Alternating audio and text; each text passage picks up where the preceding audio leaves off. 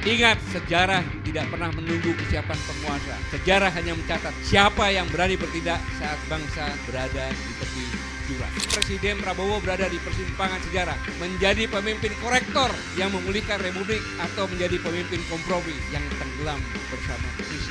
Kalau kamu sudah merasa itu benar, satu yang harus kamu lakukan. Kalau perlu demo besar-besaran, jangan takut. Minta presiden, tuntut presiden untuk merebut kembali yang sudah dikuasai oleh neo-imperialisme dan neokolonialisme, yaitu rejim politik Jokowi. Minta lagi semuanya.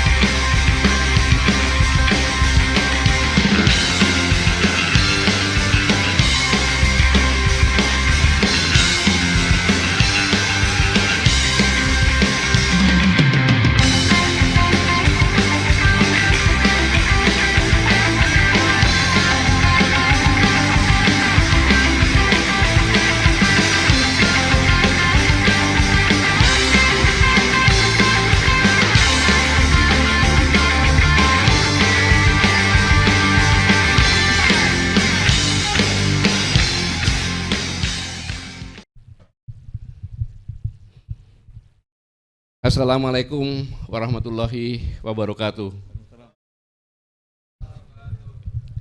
Alhamdulillah wasyukurillah la haula wala quwata illa billahil azim. Allahumma shalli ala sayyidina Muhammad wa ala sayyidina Muhammad. Yang saya hormati, saya banggakan Dekan Fakultas Hukum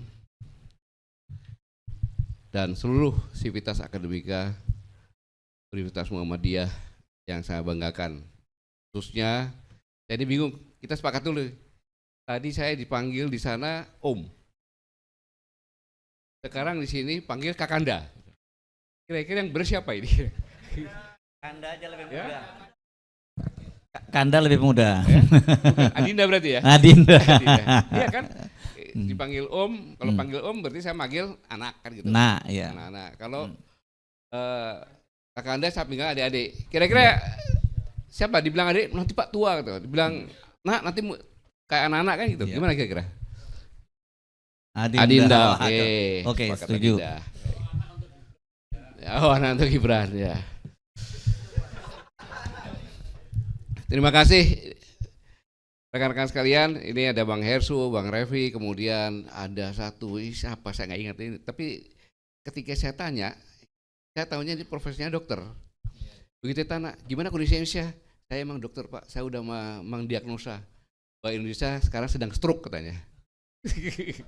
Tepuk tangan dulu untuk beliau. Adik-adik sekalian, saya yang bisa nyampaikan, saya bersyukur kehadirat Allah Subhanahu Wa Taala bahwa saya bisa berjumpa dengan adik-adik sekalian dalam suasana yang sangat baik. Dan saya lihat di hadapan saya adalah wajah-wajah pejuang. Tapi pejuangnya bagaimana? Kita lihat lagi kenapa bagaimana kan gitu. Pejuang demokrasi ya. Tapi untuk itulah saya perlu menjelaskan bahwa kondisi sekarang ini adalah bukan ujuk-ujuk apa ujuk-ujuk tiba-tiba seperti ini. Karena sebenarnya berawal ini saya pernah bicara pertama kali di UI, terus ITB ada 59 universitas. Ada teori Thomas Malthus 1798 yang mengatakan bahwa pertumbuhan penduduk seperti deret ukur geometrik, kemudian kesediaan pangan seperti deret hitung aritmatik gitu. Jadi kalau deret hukum pertumbuhan manusia itu 1, 2, 4, 8, 16 dan seterusnya. Tapi kalau sediaan makan 1, 2, 3, 4, maka pasti akan terjadi pertemuan titik antara jumlah penduduk dengan kesediaan makan yang membuat itu berbahaya. Mengapa berbahaya? Karen Population mengatakan bahwa bumi ini normalnya hanya dihuni oleh 3 miliar orang. untuk hidup normal. 3 miliar orang. Sedangkan sekarang jumlah penduduk kita sudah 8 miliar 267 lah kira-kira. Miliar. Ya, 8 miliar 267 juta. Berarti kita sudah overlapping hampir 200%. Kan sepertiganya kurang lebih kalau. Maka wajar kalau melihat seperti ini, di mana Abraham Maslow bilang, dia ahli psikologi humanik, bahwa orang itu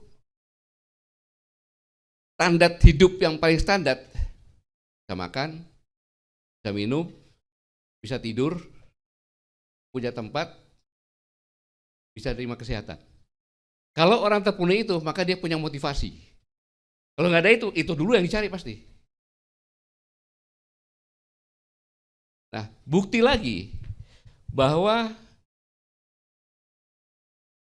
peak oil theory itu menyampaikan bahwa energi fosil tahun 56 nanti mulai sangat menipis.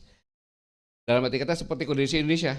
Dulu zamannya Pak Yusuf, wah itu segala macam ada, kemertelan segala macam. Karena memang hasil minyak kita ini dengan pengeluaran lebih besar hasil minyak. Sekarang terbalik. Sekarang ini hasil minyak kita lebih kecil dari pengeluaran, sehingga kita harus mengimpor minyak. Nah, akibatnya apa? Akibatnya ada Libya, Kuwait, Irak, Nigeria, Sudan, kemudian Somalia, Ethiopia. Itu konflik. Kalau konflik dulu perang dingin itu antara timur barat ideologi, sekarang konflik hampir semua berlatar belakang perebutan minyak. 2014 saya sampaikan, yang saya heran adalah Ukraina. Ukraina ini bisa 1 juta barel per hari, kok tidak konflik? Ternyata konflik juga dia. Ternyata konflik juga. Nah, dengan demikian, maka yang mengkhawatirkan ketika minyak menipis, maka yang diperebutkan bukan lagi minyak, tetapi energi, pangan, air atau ekonomi. Dan tempatnya itu adalah di lingkaran ekuator, khatulistiwa. Jadi perang yang dulu berlatar belakang oil, sekarang dan mulai ke depan akan beralih ke pangan, air, energi, dan ekonomi. Itu adanya di sekitar ekuator. Kenapa? Di ekuator pusungan bumi. Semua tambang pasti ada di situ, mulai dari emas, uranium ada di sekitar ekuator. Kemudian di ekuator pertumbuhan nggak ada liburnya. Kalau kamu ke Eropa ada 3 bulan, 4 bulan libur, musim salju, musim gugur. Di kita enggak. Dan khususnya Indonesia, apalagi Indonesia diapit oleh 2 benua, 2 samudra, tempat hujan di situ. Pasti itulah yang membuat kondisi kita sangat menarik. Kalau saya ibaratkan sebagai gadis seksi gitu. Dulunya masih pakai jilbab, ya kan? Sekarang sudah mulai tidak pakai jilbab, sekarang sudah mulai pakai rok mini. Jadi negara-negara lain melihat dan ingin mengambil. Itu kondisi Indonesia. Dan saya bersyukur, walaupun orang seharusnya tidak boleh bersyukur, apa yang saya ramalkan, karena saya di 3 universitas mau dikasih gelar kehormatan Dr. Honoris Causa, karena saya menghasilkan 2 teori. Ya, yang tadinya perang berlatar belakang oil, berubah menjadi pangan, air, energi, yang tadi di Arab Spring, beralih ke kita khatulistiwa. Tapi saya tidak berani menerima itu, maka saya tolak waktu itu. Kenapa? Karena begitu saya pulang, saya dibully nanti sama istri saya, anak-anak saya, menantu saya. Enak aja kita sampai S2 aja setengah mati, S3 suruh bayar sendiri, kayak gitu. Sekarang tahu-tahu Bapak udah S3. Daripada saya jadi benda asing, manusia asing di keluarga saya, mendingan saya tidak terima saja lah. Biasa-biasa aja itu. Jadi itu. Kenapa? Karena Venezuela itu letaknya di mana? Di ekuator juga. Ngomongnya saja narkoba, semuanya bullshit. Minyak, dia penghasil minyak kurang lebih bisa 1,1 juta barel per hari. Inilah yang mengatakan benar peak theory, ya, oil peak theory mengatakan bahwa dengan langkanya minyak maka akan berubah bentuk usaha atau bisnis dan bentuk budaya. Kenapa? Saya sampaikan seperti ini dulu. Sekarang ada Gojek, Grab, online semuanya. Itu kan nama dari itu. Kita nggak usah pergi-pergi, tinggal telepon datang dia. Tetapi budaya juga berubah. Apapun kalau bisa dengan merampok. Jadi terjadilah evolusi. Evolusi seperti zaman abad ya ke 10-15. Negara-negara pergi untuk merampok biasa sama kekuatan. Ini kan bentuk perampokan yang dengan cara yang lebih halus. Venezuela. Ini yang benar-benar mengkhawatirkan. Nah, dalam kondisi seperti ini bisa kita buktikan. Kita 80 tahun sudah mereka. Apa yang kita dapat? Kondisinya seperti ini, udah dibicarakan banyak. Kan? Kemudian pertumbuhan ekonomi.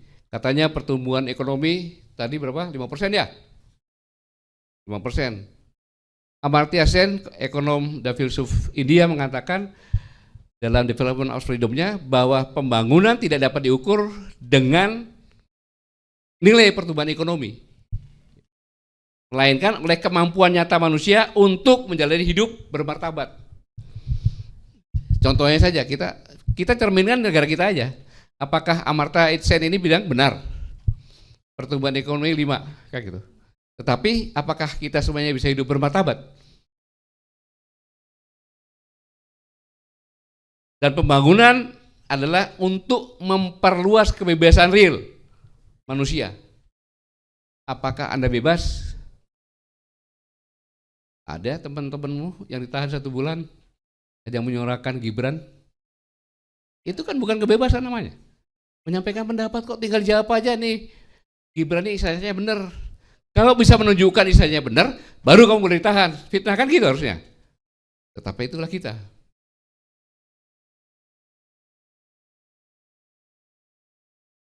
Jadi kalau pertumbuhan ekonomi tidak meningkatkan harkat hidup layak, memperoleh pekerjaan yang bermartabat, kemudian ya semuanya hilang maknanya. Karena pertumbuhan ekonomi ini ditunjang oleh tambang, ya kan, nikel, emas, batu bara, sawit itu. Makanya ada pertumbuhan ekonomi yang 2 digit. 20,3 atau 0,2 itu.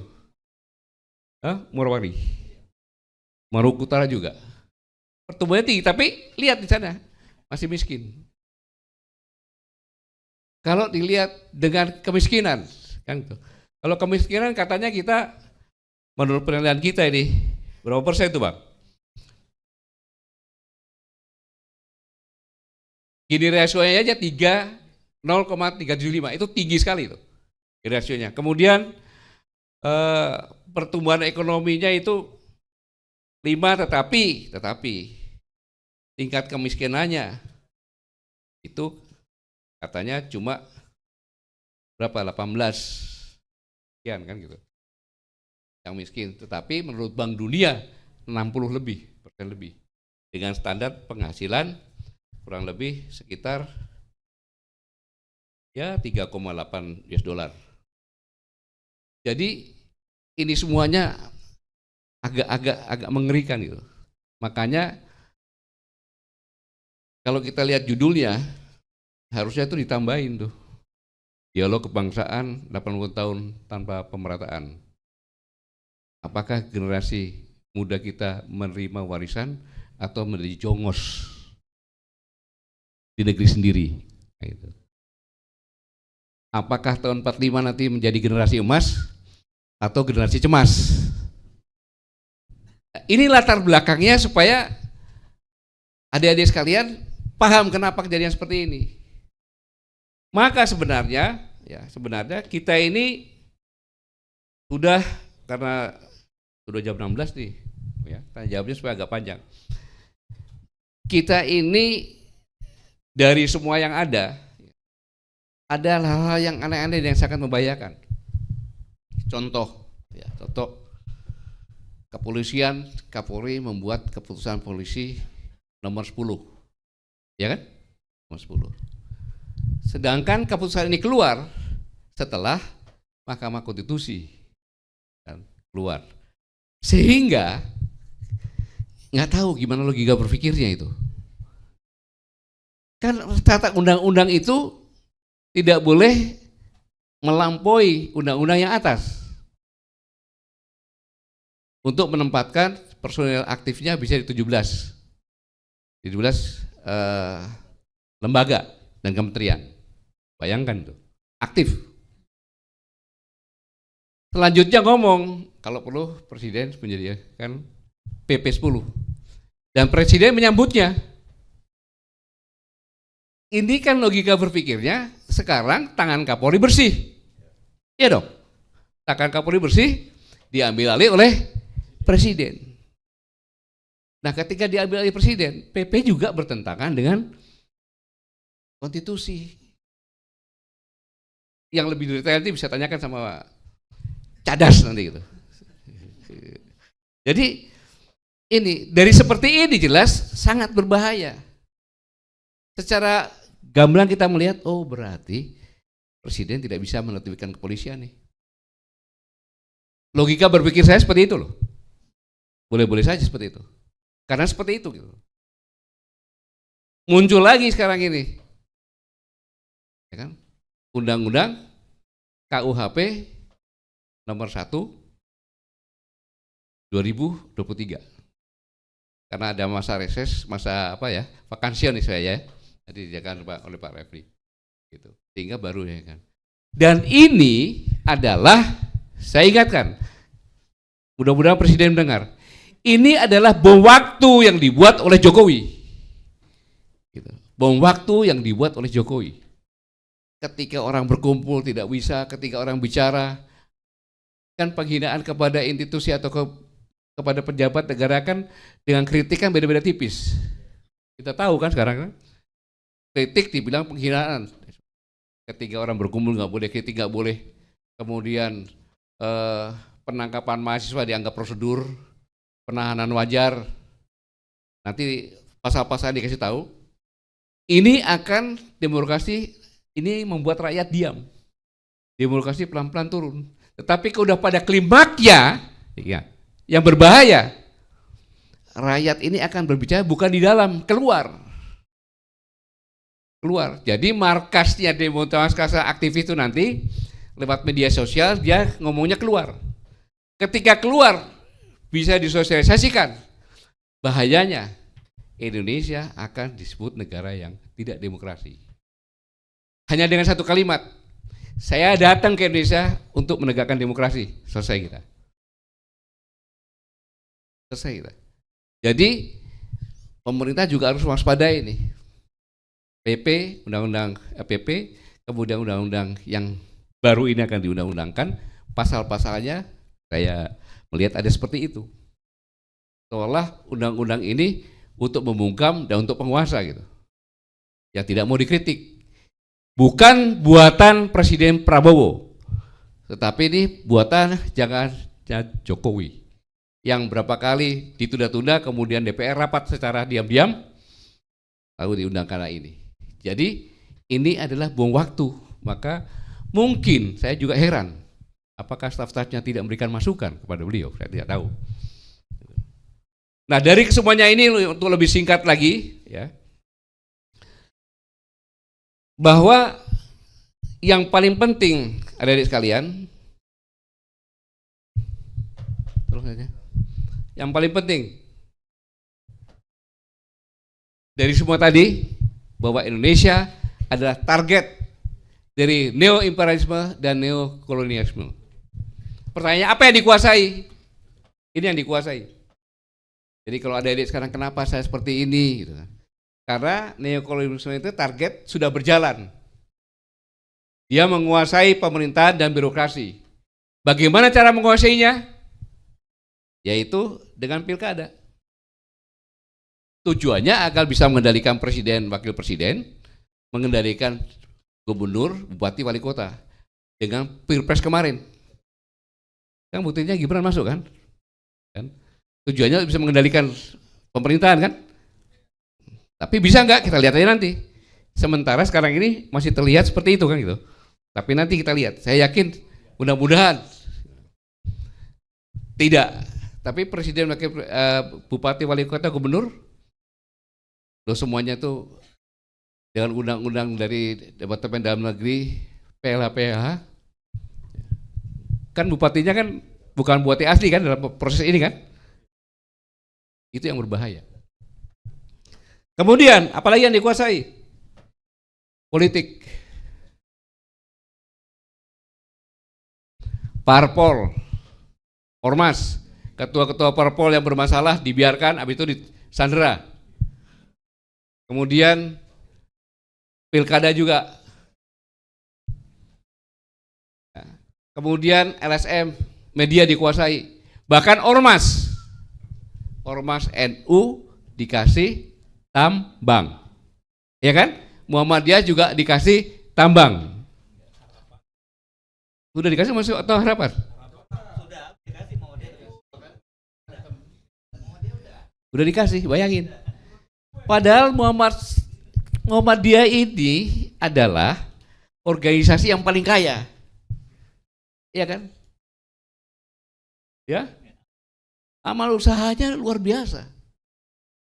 Kenapa? Dulu saya ingat dulu ketika PP Muhammadiyah membeli mobil Alphard, ribut. Baru jelaskan, kita ini Muhammadiyah ini mendunia. Kalau ada tamu dari dunia masa pakai Avanza gitu kan, nggak pantas kan, maka baru diam. Itu hebatnya Muhammadiyah.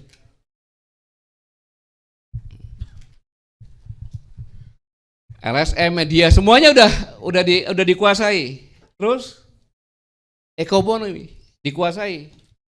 Sumber daya manusia dikuasai. Emangnya universitas ini nggak dikuasai? Dikuasai. Emangnya mahasiswa nggak dikuasai? Kamu jadi BEM itu berapa lama sih? Setahun kan? Selesai sudah. Ini sistem penguasaan seperti itu.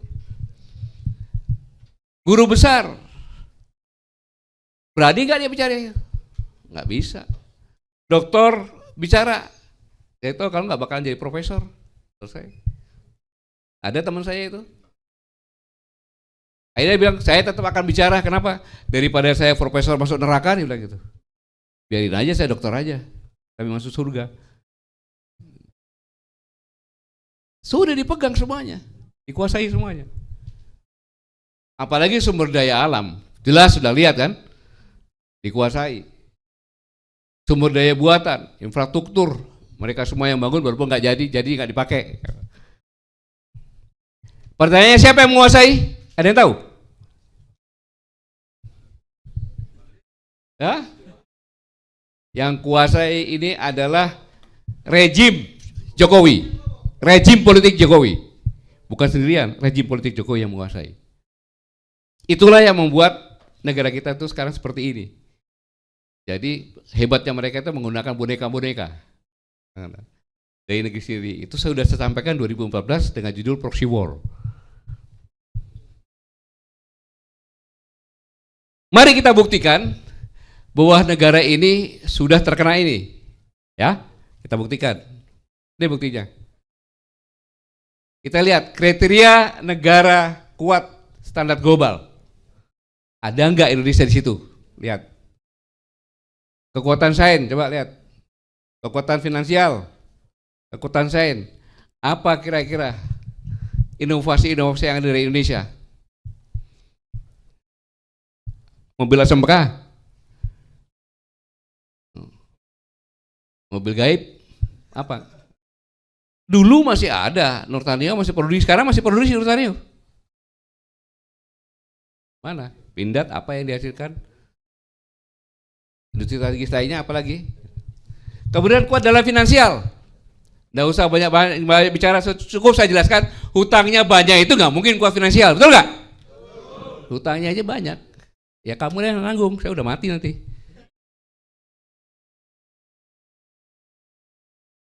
Kuat dalam industri. Apa industri apa yang ada di sini? Bikin mobil aja nggak bisa. Apa industri? Waktu itu masih pesawat CN itu dipakai nyerang Venezuela loh itu. Jangan salah itu bagiannya itu ada itu. Ini ya benar. Sekarang mana? Kuat dalam pertahanan. Kuat dari mana? Pertahanan kita. Saya yang nyatakan pertahanan kita tidak kuat. Saya mantan Panglima TNI. Dihadapkan dengan standar global.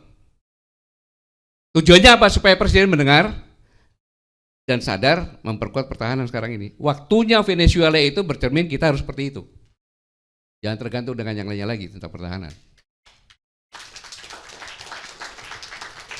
Jadi hadirin sekalian, inilah bukti bahwa kita adalah bukan negara yang tidak dikuasai, sudah dikuasai semuanya. Ya, Indonesia memang target penjajahan baru, maka hasilnya seperti ini. Lalu pertanyaannya, kenapa sekarang pemuda seperti itu? Kan gitu. Kenapa Gen Z sekarang seperti itu? Ada bisa jawab nggak? Waktunya udah sore nih, aduh. Sebenarnya identitas pemuda itu adalah penggagas dan pelaku perubahan. Betul nggak? Sekarang kamu itu nggak? Hah? Omong kosong. Omong kosong. Hah? Mudah-mudahan setelah saya bicara iya. Tapi sekarang enggak, saya katakan. Ayo diskusi sama saya. Karena apa? Ingat, 1911 Serikat Islam yang mendirikan HOS Cokroaminoto umur berapa dia? Kayak gitu. Kalau Muhammadiyah memang udah berumur 40 lebih. Karena prosesnya waktu itu anaknya Takmir Masjid Joko Krayan ya. Kauman, ya kan? Anaknya namanya Darwis. Di situ Sri Sultan Hamengkubuwono ke-8 melihat ini orang pintar, hafiz Quran. Disekolahkanlah ke Mekah. Pulang, suruh ngajar, belajar ngajar lagi, berangkat lagi, ketemulah sama ini Kiai Haji Hasyim Asy'ari. Kemudian ketemu lagi juga dengan yang Jawa Tengah itu, bukan Munawir, Kiai Munawir Krapak, sama Demiati Temas, Jawa Tengah. Ya, Temas, ya, Ponorogo ya Temas, ya. Mereka berbicara, kok enak ya hidup di Mekah. Semuanya rata, nggak ada di beda-bedakan. Kalau kita kok kita begitu pulang udah jadi anjing lagi gitu kan gitu. Maka mereka harus berdiskusi dan ketemu diskusinya. Selama ratusan tahun kita tidak pernah bersatu. Karena yang bersatu harus punya intelektual. Maka begitu Kiai Darwis pulang, ketemu sama Sri Sultan, dia suruh ngajar di HIS untuk belajar di sana. Setelah pulang, namamu itu ke Belanda-Belandaan. Darwis kan? Maka dia ganti Ahmad Dahlan, Kiai Ahmad Dahlan. Dan suruh membuat sekolah-sekolah dengan organisasi Muhammadiyah 1912. Kemudian setelah itu semuanya berjalan, ya, baru lahirlah Nahdlatul Ulama. Gitu. 26. Konsepnya adalah melawan mode Belanda. Jadi yang pakai mode Belanda itu ditentang sama dia. Jadi ketika jadi tidak bisa disamakan antara Muhammadiyah sama NU, nggak bisa. Bukan karena masafnya. Karena memang tugas Muhammadiyah adalah mencerdaskan, tugas NU berjuang. Jadi ketika NU berdiri sebagian besar, ya Muhammadiyah, orang yang punya intelektual.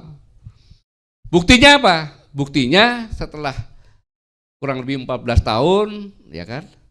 15 tahun, 16 tahun, itu lahirlah Sumpah Pemuda. Bisa menyatukan pemuda-pemuda semua karena punya intelektual.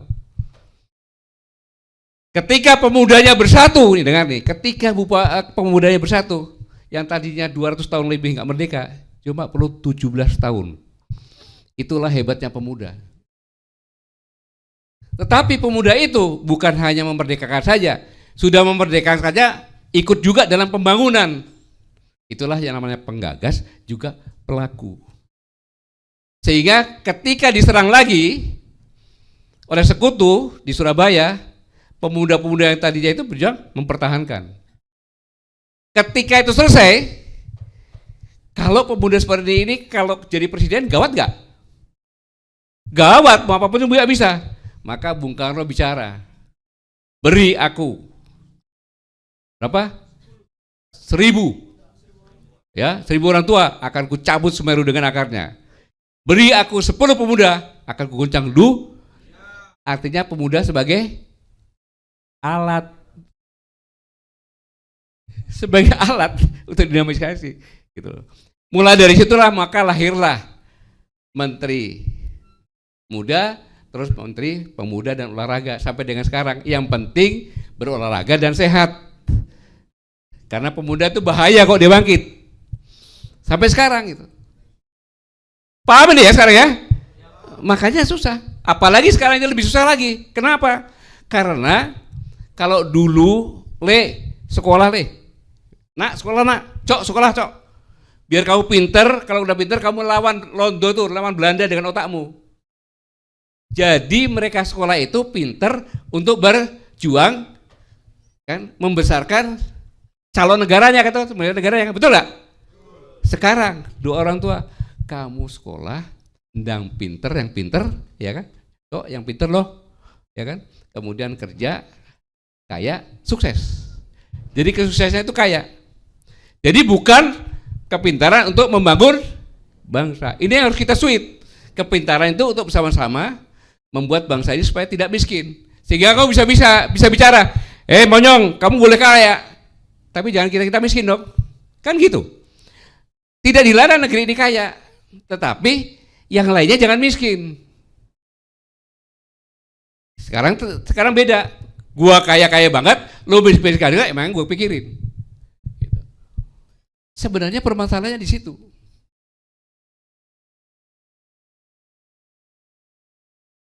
Kenapa diam? Bener ya? Jadi ini yang penggagas sama, ya kalau penggagas agen politik berjuang, kalau ini pembangunan, agen pembangunan. Nah kalau ini bisa kamu lakukan, inilah identitas pemuda yang sebenarnya. Dia harus menjadi penggagas dan pelaksana. Gitu. Jadi bergerak di bidang politik sama dengan pembangunan. Bisa ini? Bisa. Ya, harus bisa. Gitu. Nah, lalu pertanyaannya sekarang kan, apa yang harus kamu lakukan dalam kondisi seperti ini? Katanya apa coba? Ah, ya benar kan?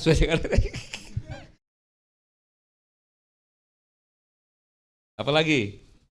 Cari duit.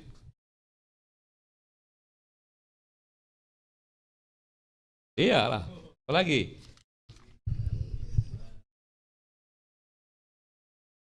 Ini kalau kita nggak hati-hati, kalau nggak hati-hati, ini kondisi kita sangat luar biasa bahayanya loh.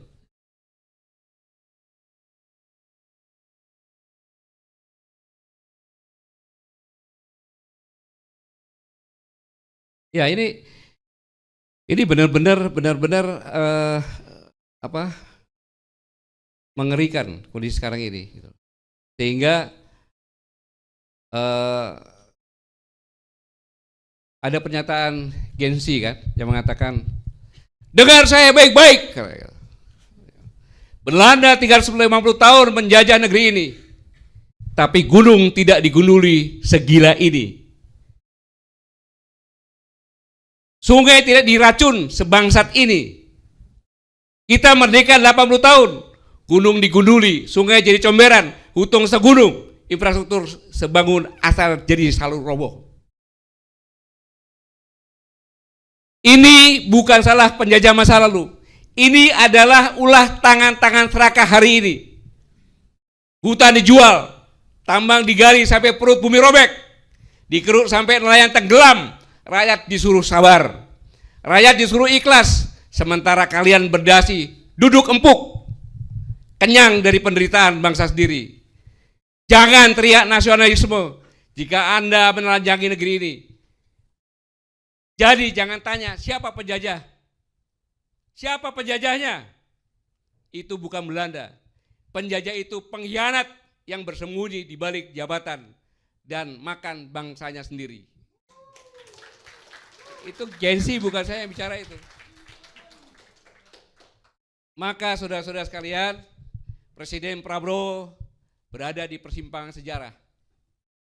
Stabilitas semu tidak akan menyelamatkan kekuasaan. Maka jika hukum terus dipermainkan, jika reformasi Polri dibelokkan, jika kejahatan ekologi dan ekonomi dibiarkan, serta jika generasi muda terus kehilangan masa depan, maka Republik Indonesia sedang bergerak menuju krisis nasional terbuka. Negara tidak akan diselamatkan oleh propaganda, oleh pencitraan, ataupun oleh stabilitas semu. Negara hanya dapat selamat oleh keberanian untuk memutus warisan kekuasaan yang salah. Yang tadi saya sampaikan, menegakkan hukum tanpa tebang pilih, dan mengembalikan negara kepada kepentingan rakyat. Saya ulangi, Presiden Prabowo berada di persimpangan sejarah. Menjadi pemimpin korektor yang memulihkan republik atau menjadi pemimpin kompromi yang tenggelam bersama krisis. Ingat, sejarah tidak pernah menunggu kesiapan penguasa. Sejarah hanya mencatat siapa yang berani bertindak saat bangsa berada di tepi jurang. Lalu, apa solusi bagi pemuda? Anda tinggal di kampus, Anda punya dekan fakultas hukum, ekonomi, politik, dan lain-lain. Jadi jangan percaya dengan PDF yang sudah saya kirim itu, jangan percaya dengan omongan saya. Tapi cari kebenaran yang mendasar atas hasil diskusi ini, yaitu lewat fakultasmu masing-masing dengan dekan, kau diskusikan. Sehingga kalau kamu sudah merasa itu benar, satu yang harus kamu lakukan. Kalau perlu demo besar-besaran, jangan takut. Minta presiden, tuntut presiden untuk merebut kembali yang sudah dikuasai oleh neo-imperialisme dan neokolonialisme, yaitu rejim politik Jokowi. Minta lagi semuanya. Agar presiden benar-benar menguasai birokrasi, politik, ekonomi, dan semuanya untuk kesejahteraan rakyat Indonesia. Saya pikir itu saja yang perlu saya sampaikan. Saya terima kasih. Hidup Pak Siva! Hidup Pak Siva! Hidup perempuan berjuang! Assalamualaikum warahmatullahi wabarakatuh. Waalaikumsalam warahmatullahi wabarakatuh. Mantap ya.